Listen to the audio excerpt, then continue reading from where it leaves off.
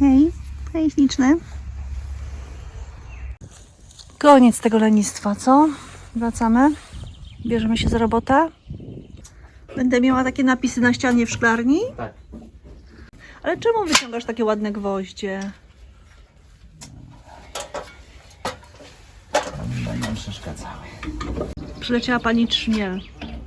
Bąksi. Chyba ty. Ona szuka sobie domku. Akurat tu. Ładnie pod słoneczko wyglądasz, wcale cię nie widać. Nie bądź tak śmieszna. Dzień dobry, Gulliverku.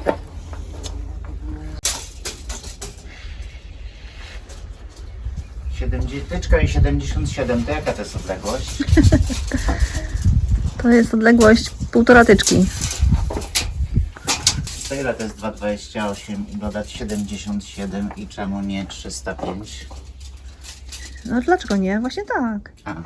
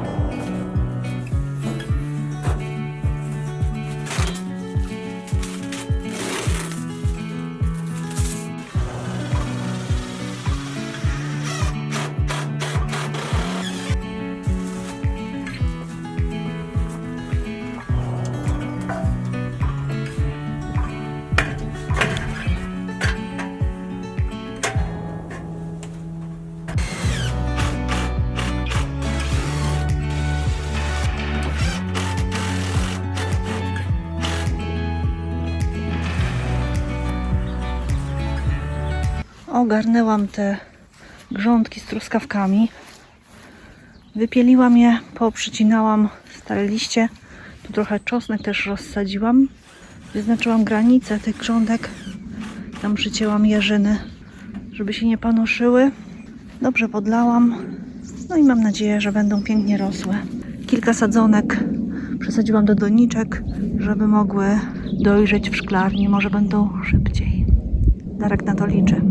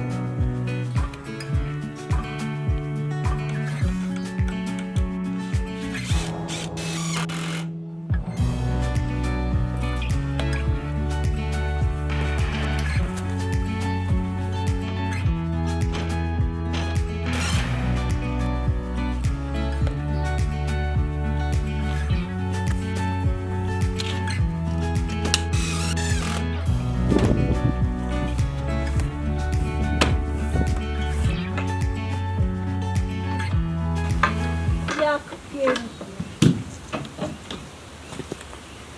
Co? O mój Boże, jak pięknie. Gdzie pięknie? No zobacz. Nie. Szklarnia jest szklarnia.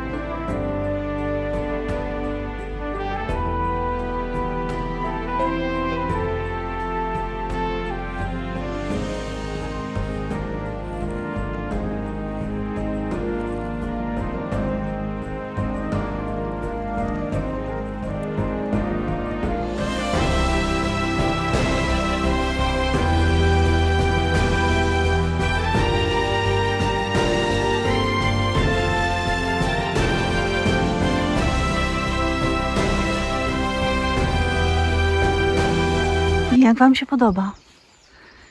Ja jestem zachwycona. To zajrzyjmy do środka.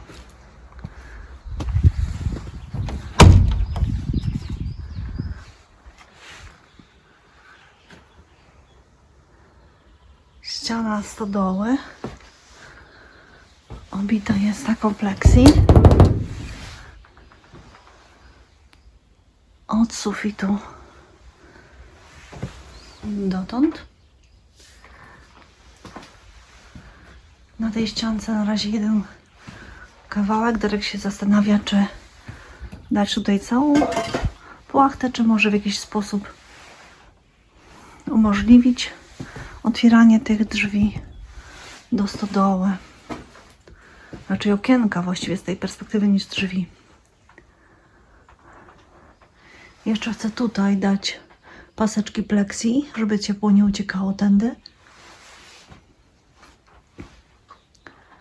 Ale jest tu już przyjemnie cieplutko. No i piękny widok. No tu może trochę brzydszy, ale to się zmieni.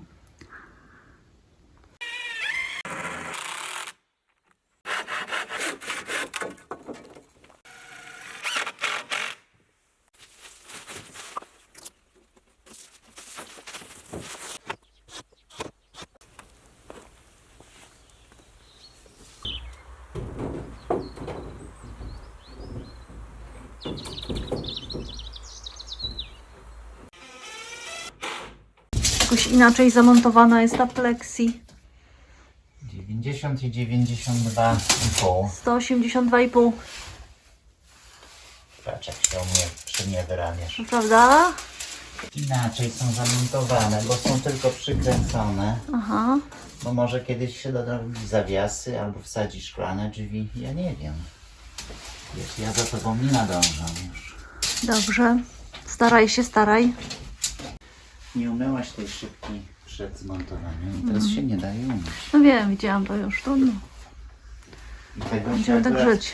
nie da zgłosić jako usterkę, bo to jest po prostu odbiór był. Nie było zgłoszone. 190, 182,5. 194. No jak? No tak.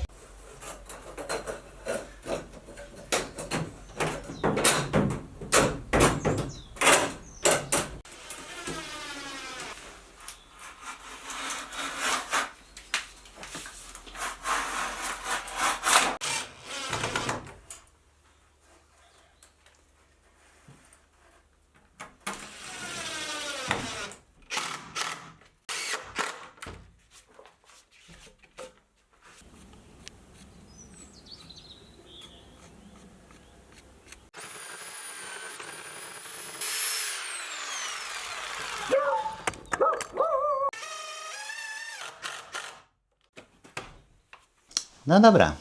W szklarni wreszcie zrobiło się ciepło. Zabezpieczyłem całą poliwęglanem.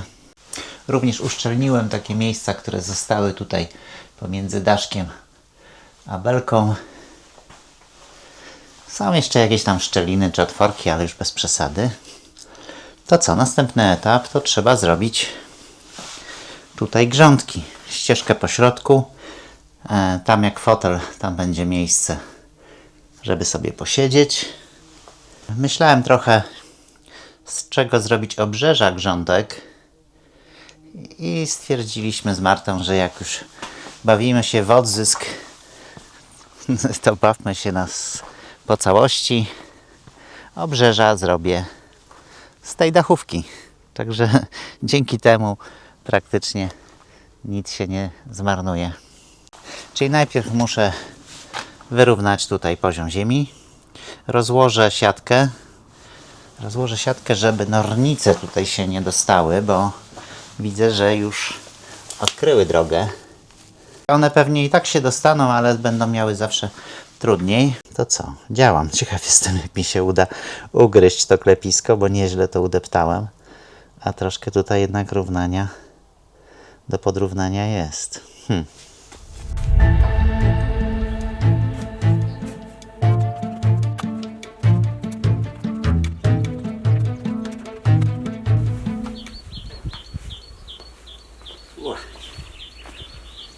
uznałem, że lepiej będzie to przekopać, bo ta ziemia jest tak ubita, a my nie dajemy jakoś tam bardzo grubej warstwy. Nie damy bardzo grubej warstwy świeżej ziemi, więc te rośliny korzenie będą chciały wpuścić w tą glinę i nie dałyby rady. Ale robota.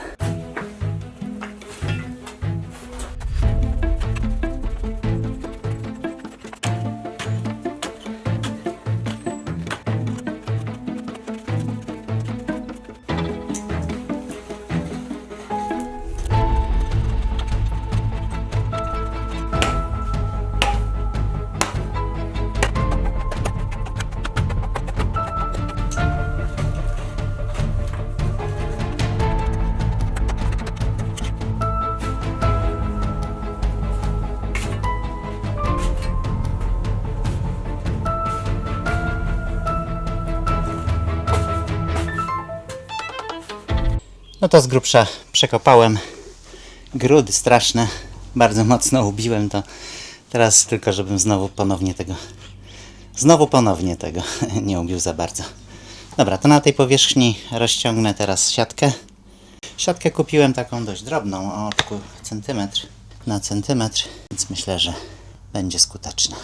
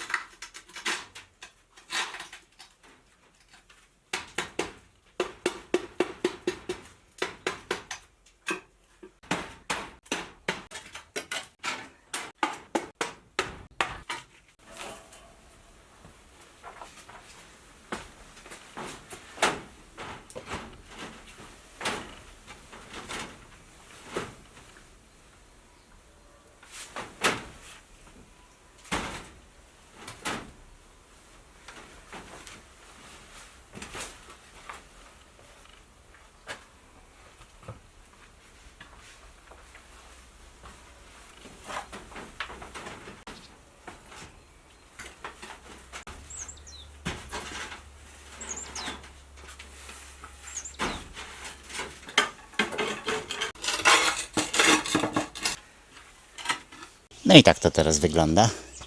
Może nie najpiękniej. Ale jak wejdzie ziemia, a wejdzie tutaj ziemia praktycznie po sam rand dachówki. Również ścieżka nie będzie biegła tak bezpośrednio na tej siatce, tylko tu będzie gołowłóknina, troszkę gruzu wysypie, żwiru i piasku, także to podniesie się na tyle, że rand będzie też prawie że równy z wysokością dachówki. No to akurat chcę zrobić po to, żeby nie miała takiej bezpośredniej styczności z gliną, żeby nie nasiąkała wodą. Dzięki temu powinna też dłużej wytrzymać. No i dam geowłókninę też raczej z myślą tylko o tym, że z czasem ten gruz czy żwir, czy w szczególności piasek mógłby wejść w glinę i będzie mi się ta kostka, cegła zapadała. To co, idę po geowłókninę, mam chyba jeszcze jakieś resztki z tych różnych odwodnień. To ją porozkładam i będzie można przynosić, no bo ten gruz dachówkowy to jest w zasadzie to chyba odzyskałem wszystko, co mogłem z tej dachówki. Także część tego gruzu pójdzie tutaj do środka, a reszta to już naprawdę na drogę. No to działam.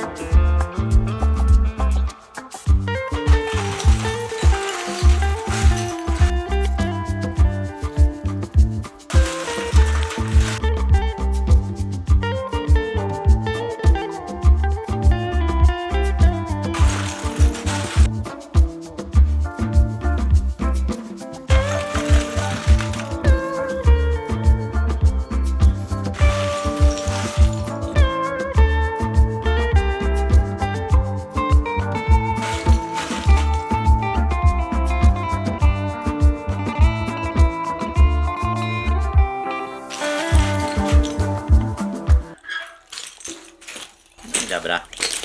I wystarczy teraz żwir. Już chyba na dzisiaj fajran, słońce zachodzi. No ale chciałem to dzisiaj skończyć. Czyli co jeszcze? No jeszcze tam zacząłem żwir wysypać. Aha. Potem żółty piasek. On powchodzi w ten żwir, ale jeszcze centymetr wyżej, żebym miał, wiesz, możliwość regulacji i ustawienia cegieł, bo one są z różnych parafii. O, tu słońce widać, odbija się w Słońce? ścianie. Tak, słońce. No ale ty ten trójkącik akceptujesz, bo ja mam tutaj pewne wątpliwości. Tutaj jest miejsce na fotel, całkiem szerokie. Ja akceptuję ten trójkącik, bo wydaje mi się, że to jest takie zgrabne zakończenie. A jakby było to inaczej?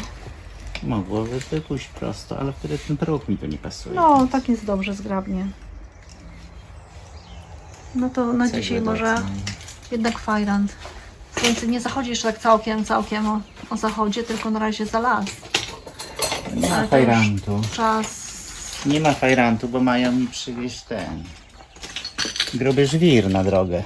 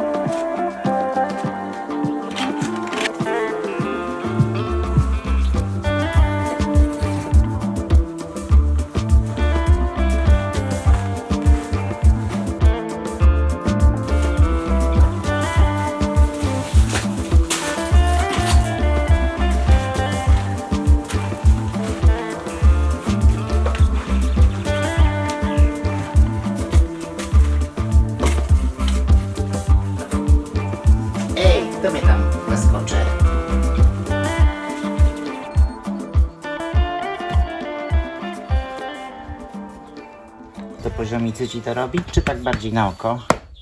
Poproszę tak, żebym miała równo. To jest cegła. O, No to- patrz jak zjeżdża. Nie, podnosi się. Ja nigdy nie układałem bruku. Nie?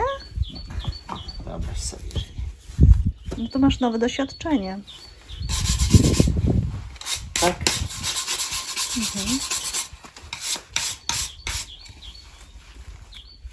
Może być tak wyżej? Nie, poproszę tak, żeby było równo. Żeby można było zamieść, wymieść. Między cegłami będziesz potem dosypywał piasek? Czy Trochę, tak. piasek wymieszany z czymś, czy jak? Nie, zwykły piasek. Nie Okej. chcę tu żadnego cementu, żadnych takich. Dobra. Trochę to sprężynuje, to usiądzie wszystko. No tak. I tak to wodą zlałem, żeby piasek, wiesz, wszedł między kamyki.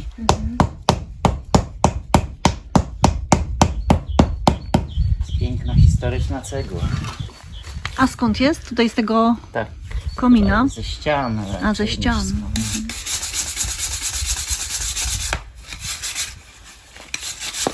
To są, wiesz, różne wersje tej cegły, niestety. Różne rozmiary? No.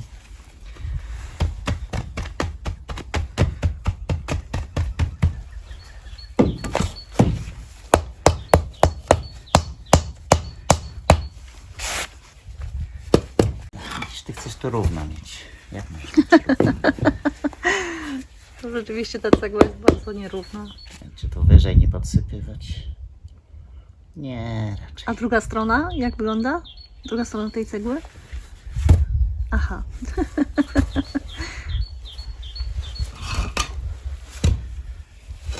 Tak, będzie dobrze. Będzie dobrze.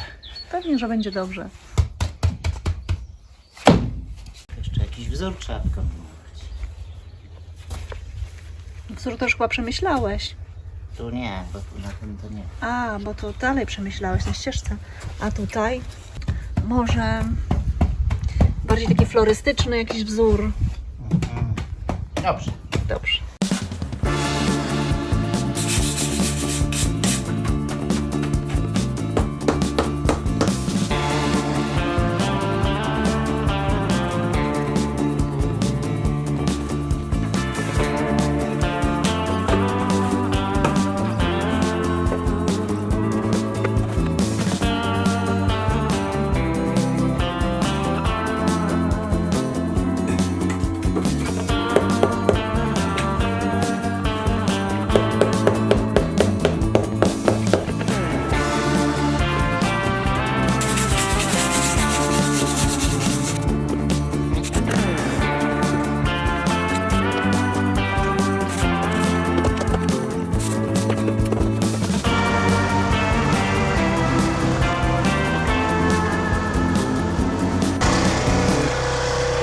No i tak to wygląda. Tutaj po prostu ta woda wybija.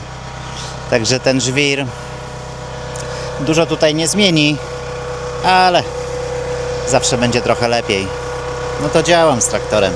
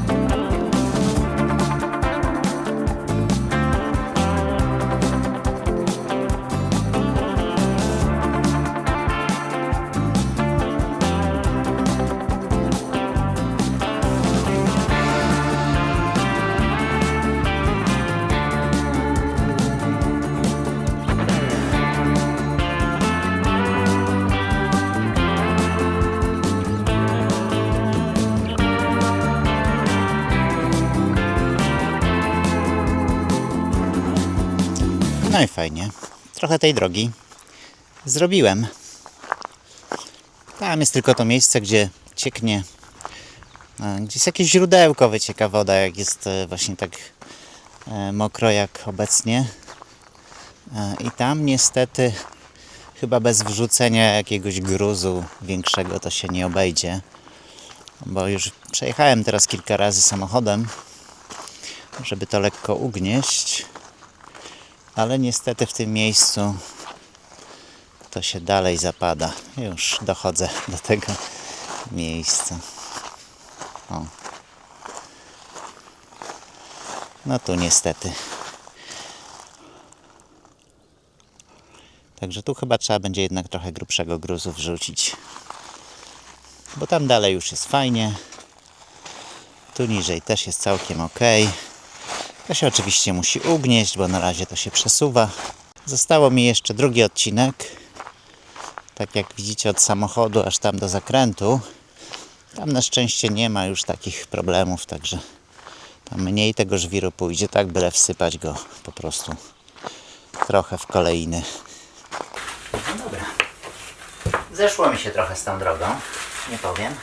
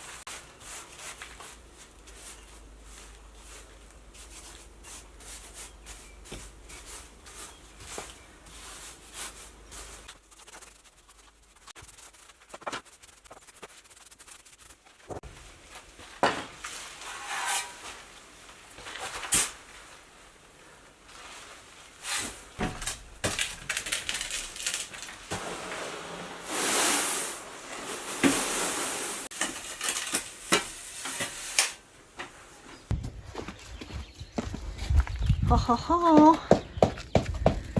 Gulliver ci sprawdzi, czy ładnie. I malutki też. Już 17 dochodzi, może kończę. Kończ waść. No ja nie wiem, czy ładnie. No ładnie, ładnie. Ty nic nie mówisz. No przecież właśnie przyszłam, żeby powiedzieć, że ładnie. Tak, wychodź Gulliver, wyłaź stąd. To jest ścieżka do pieska. No pewnie, widocznie wygodna. Jeszcze ja przejdę kawałek. No idzie się dobrze, równo. Jak po catwalku. Fajnie ta cegła wygląda, jak ją tak właśnie teraz tylko z piaskiem, czyli ją zmoczyłem trochę, bo piasek mokry. Jest taka ładny kolory ma. No ona pewnie będzie często taka mokra, wilgotna, nie? Czekamy aż zakwitną kaczeńcy na stawie.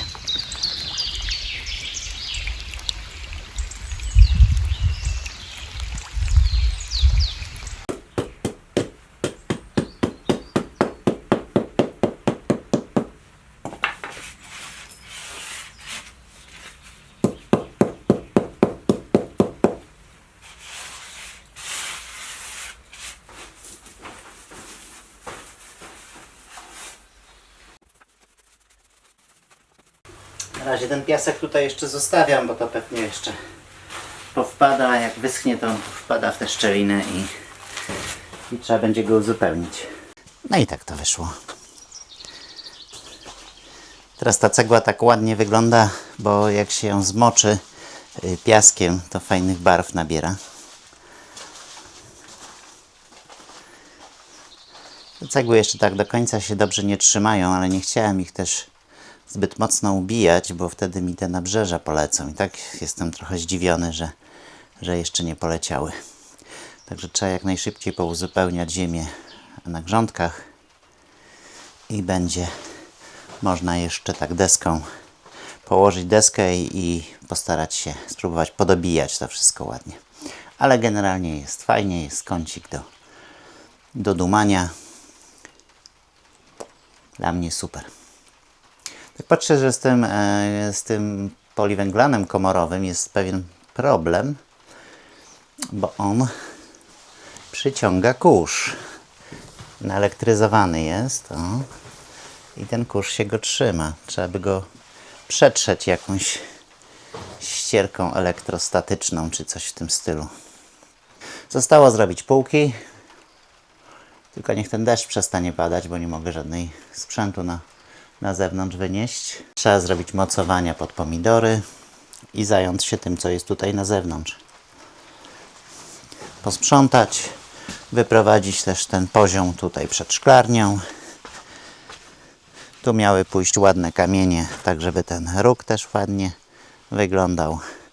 Podnieść trochę poziom ziemi, żeby już nie było widać tych betonów. Ale tak to muszę zrobić, żeby dało się tędy jednak dalej przejechać taczką bez jakichś tam schodków. Jak patrzę na tą, to chyba ją troszeczkę przekrzywiłem i im dalej, tym wyżej. Nie przeszkadza.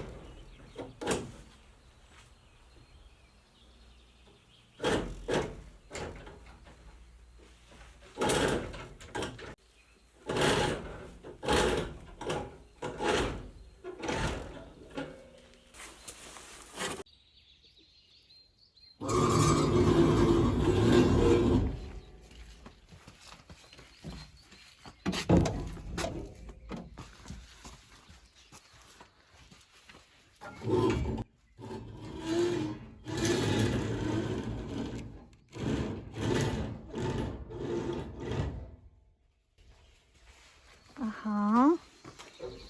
O, już jest ścieżka. I są pręty. Pięknie, jakie ładne kółeczka. Śliczne. Co on tam zobaczy? Co tam zobaczył? Ptaszka jakiegoś. A nie, jakieś zwierzątko typu wiewiórka albo wiewiórka.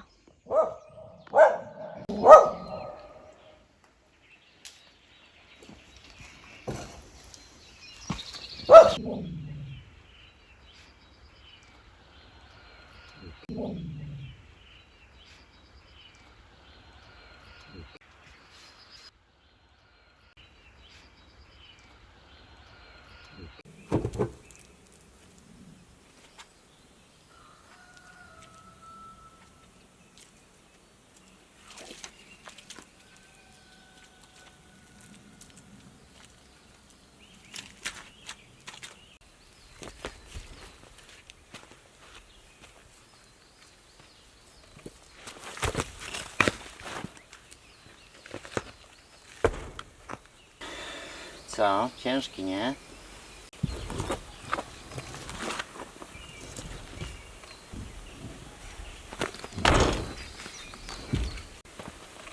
Ale kamulec. Niezły, nie?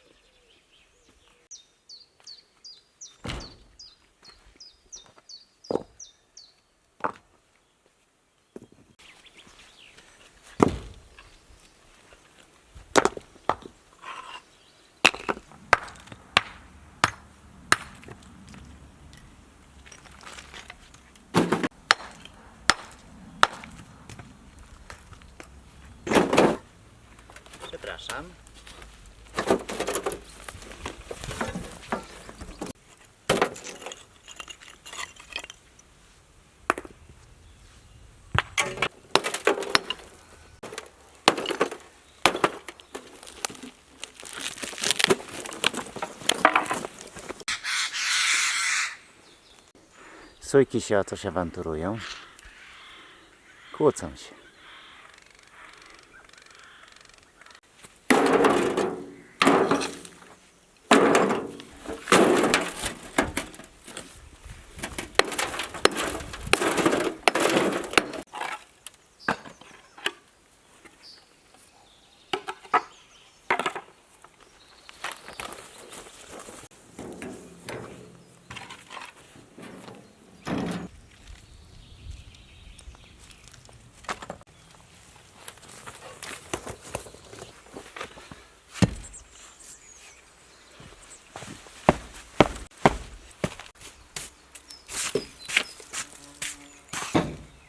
Tu coś muszę jeszcze położyć.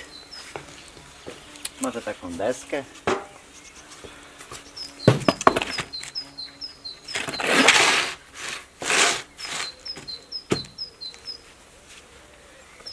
No, coś w tym stylu. Buja się.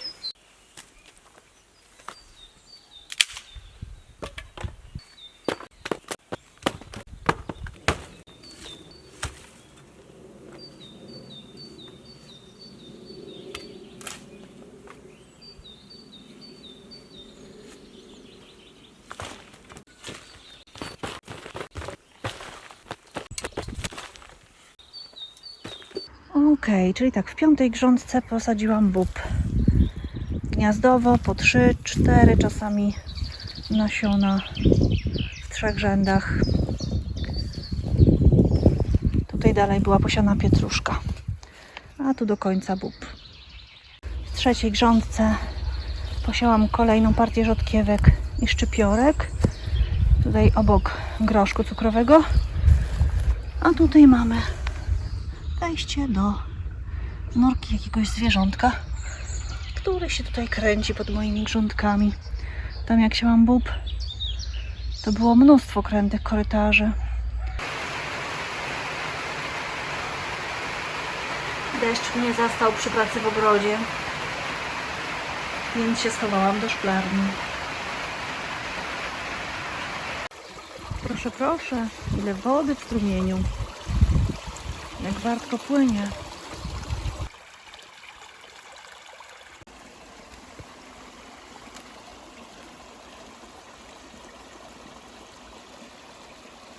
Chyba widziałam pieska. Zuch. Pogoda się popsuła. Porobiło się wszędzie błoto. Dzisiaj też za dużo nie popracuję. Mam czas gdzieś do 14. A jak zacznie już lać, to będzie lało przez prawie 2 dni. Ale okej, nadrobię trochę zaległości z filmami. To co, tutaj zostało już w zasadzie tylko uzupełnić grządki ziemią. I zacznie to, mam nadzieję, też lepiej wyglądać. Trochę zaszalałem z tą ścieżką, powiem Wam. Wyszła mi za wysoka i może być też niewygodnie trochę pracować z roślinami. Znaczy Marta nie narzeka. A tak myślę, że jeżeli to rzeczywiście zrobi się problem, to można dodać dodatkowe obrzeże i dosypać ziemi. To co, zgodnie z zaleceniem Marty teraz wysypię tutaj jakieś 3-4 cm takiego obornika, który mamy. Ten obornik ma już ze 4-5 lat, więc jest mocno przekompostowany, pewnie nawet trochę za słaby. Potem trochę ziemi naszej własnej z kompostowników, a na koniec ziemię, którą kupiłem w sklepie ogrodniczym. Zimno.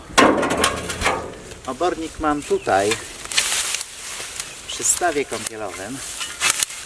Kawałek jest do przewożenia. Mógłbym tutaj teoretycznie przyjechać z przyczepką, ale pomyślałem, że to w sumie jest i tak robota podwójna, bo tam pod samą szklarnię nie dojadę, więc musiałbym później ponownie przesypać na taczkę.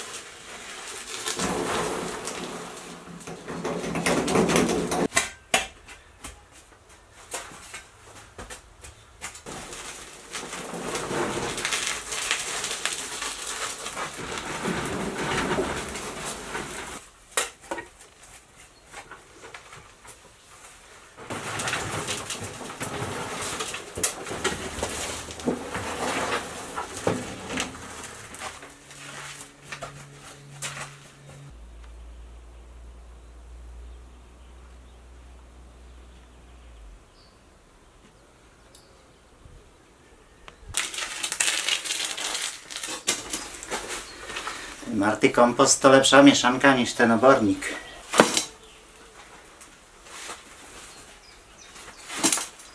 Będą może 2 takie taczki.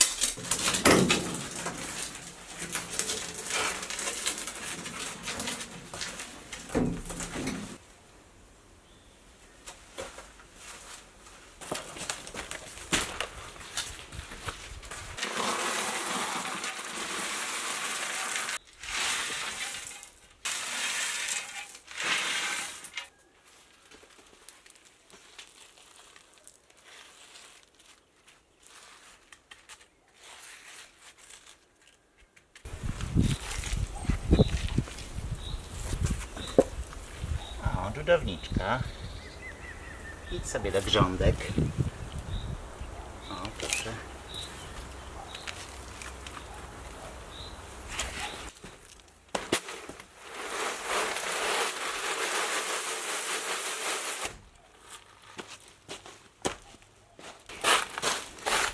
Niewiele lepiej. No to słuchajcie, pomijając może jeszcze jakieś takie drobiazgi typu przydałoby się tutaj zrobić oświetlenie, przydałoby się doprowadzić prąd i jakieś gniazdko.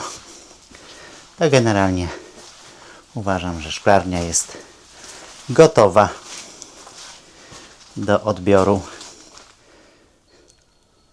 Problem tylko w tym, że nie ma komu odebrać, bo Marta musiała już razem z psami pojechać do domu, myć okna na święta. Ja i kot okna już myliśmy, więc my możemy pojechać później. Natomiast Marta zostawiła mi jeszcze jedno zadanie. Mam trochę do posiania pietruszka, widzę naciowa, jakieś sałaty, jakaś rzodkiewka. Także będę siał i przy okazji opowiem Wam, jak to wyszło od strony kosztów i od strony czasu.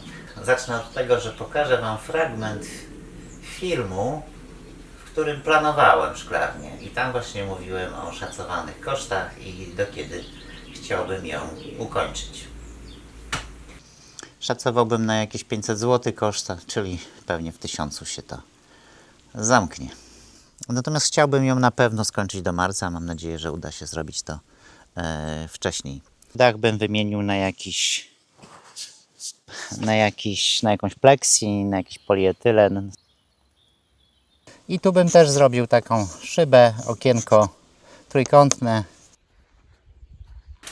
Poliwęglan na dach to planowałem jak najbardziej.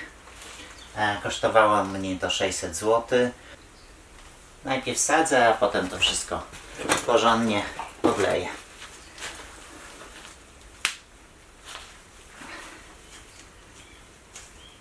Takie tylko malutkie te truskaweczki.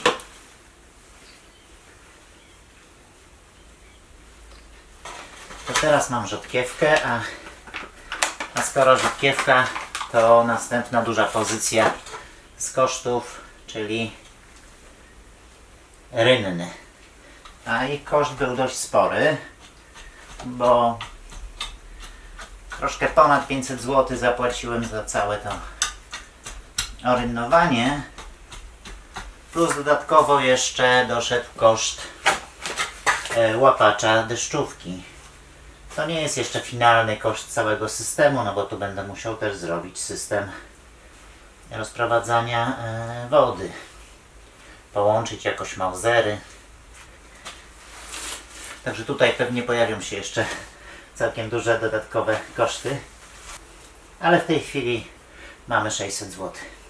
Dodatkowo powiem Wam, że w sumie tego kosztu w pewnym stopniu mógłbym uniknąć, bo mam rynny na dachu w starym domu i one docelowo nie będą tam, w tamtym miejscu. Wymienimy te rynny.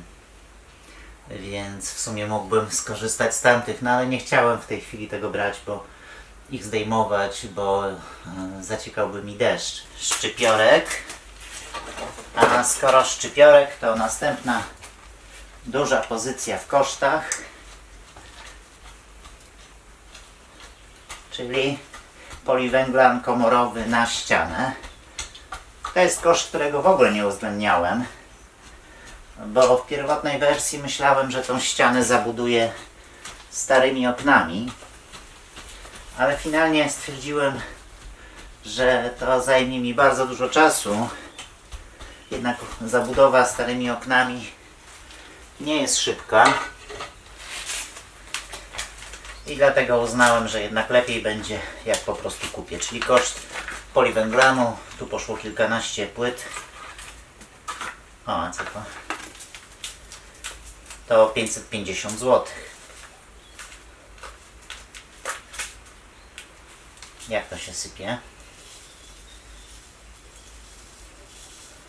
Nie mam zielonego pojęcia. Mam nadzieję, że dobrze to robię, ale chyba za dużo.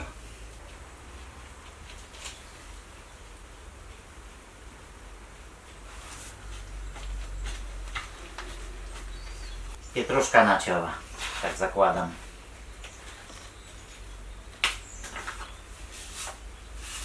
Bardzo plenna. Nie znowu tego nasypię za dużo. No a skoro jesteśmy przy natce pietruszki, to następny koszt to farby. Kompletnie o tym zapomniałem. A w sumie poszło bardzo dużo i oleju drzewnego. On nie jest niestety tani. Jak również musiałem kupić tą białą farbę do akrylową. Także taki ekstra nieplanowany koszt to około 300 zł. Chyba za dużo tego. Pewnie to trzeba tak wysiewać punktowo, a ja tak... Dobra, a tutaj mamy na taśmie, ale to są jakieś resztki. Zestaw sałat liściowych. Tylko to są jakieś takie kawałeczki. I następny koszt, taki trudny do oszacowania, to są różnego rodzaju wkręty, te wkręty farmerskie również. No nic, zrobię tak, że to po prostu porozdzieram.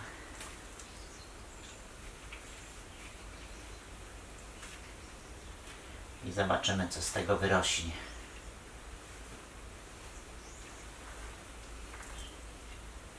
I ten koszt szacuję na około 300 zł.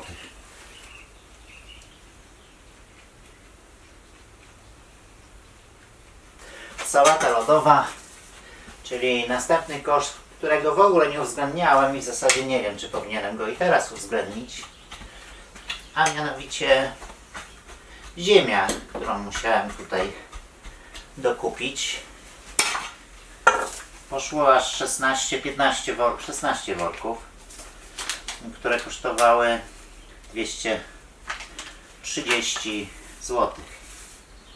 O, dużo tego.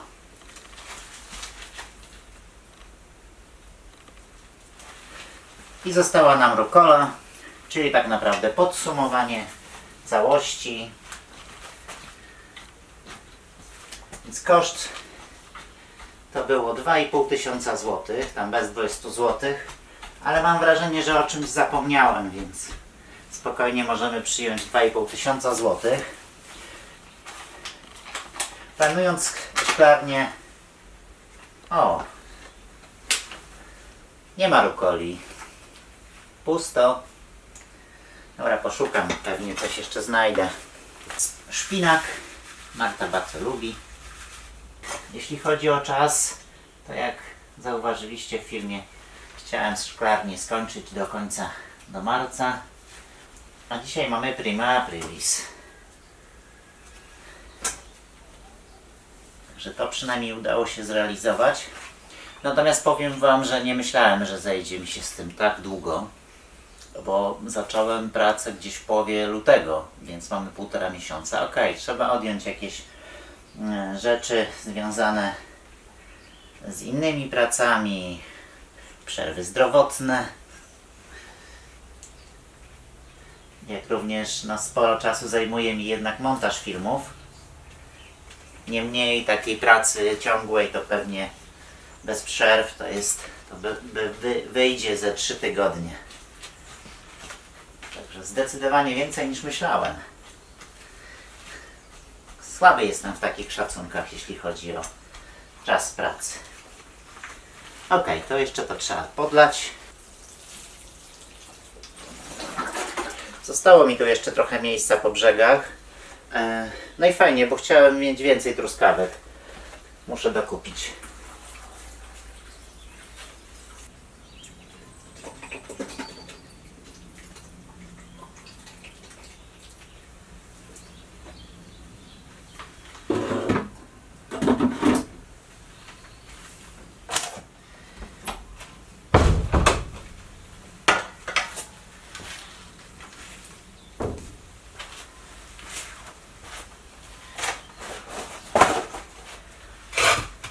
Oj! No i super. To co? Z naszej strony to już wszystko. Bardzo dziękujemy za oglądanie.